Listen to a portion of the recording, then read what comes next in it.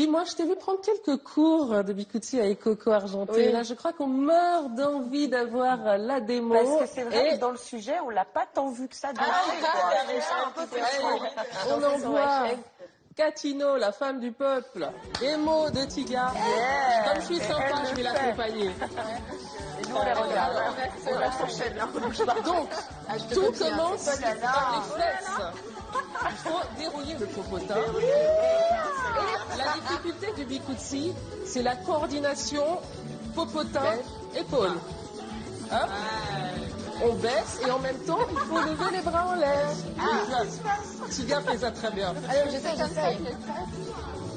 Et après, il faut baisser. Et c'est là que ça se fait. Quand on fait pas de la gym tous les jours. Bravo les filles. Bravo. Bravo les filles qui êtes restées sur le canapé.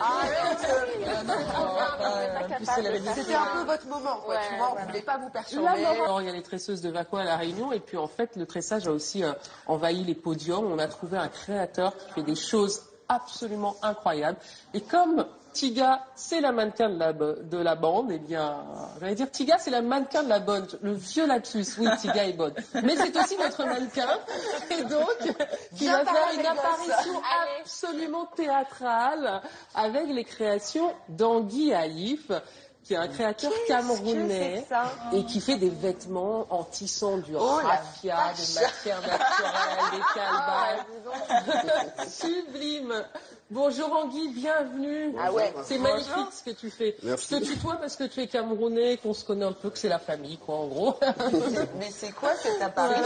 Avancez, venez juste qu'on voit encore mieux les créations d'Anguy. C'est absolument C'est-à-dire que quand Tiga te dit bougez pas, je vais aux toilettes 2 secondes. En fait, elle revient. Waouh, bravo. Anguy, un homme parmi nous d'ailleurs, bienvenue. Merci. Comment tu as eu l'idée de ces créations folles avec ces matières naturelles là? À la base, donc moi je suis déjà dans l'art en tant que danseur et chorégraphe. Donc après j'ai eu un souci vraiment de revisiter toute la tradition africaine, de ces matières qui étaient déjà pour moi à l'oubliette, et pouvoir aussi redonner un dynamisme à la jeunesse pour leur dire que on peut partir de zéro et arriver à une création aussi moderne et contemporaine. Donc j'ai commencé à faire une recherche sur les matières naturelles.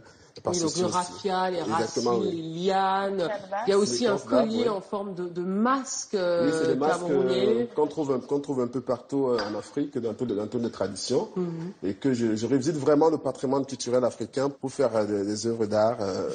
Donc, Anguy, tu as gagné en 2005 le concours Jeune Créateur, l'Afrique est à la mode. Oui. Et alors, je signale, parce que je sais que ça va vous intéresser et qu'il faut l'encourager, que tu fais partie des créateurs qui ont été repérés par le label et Brandalé, qui est ce site de mode communautaire très branché. Et le principe, c'est que les jeunes créateurs présentent leur création sur le site. Il faut voter pour son créateur préféré. Au bout de 1000 votes, le créateur peut recevoir le financement pour sa boutique. Tu as déjà 1, 2, 3, 4, 5 votes. Vous aussi, votez pour Anguy Haïf. Merci beaucoup de nous avoir apporté tes créations magnifiques.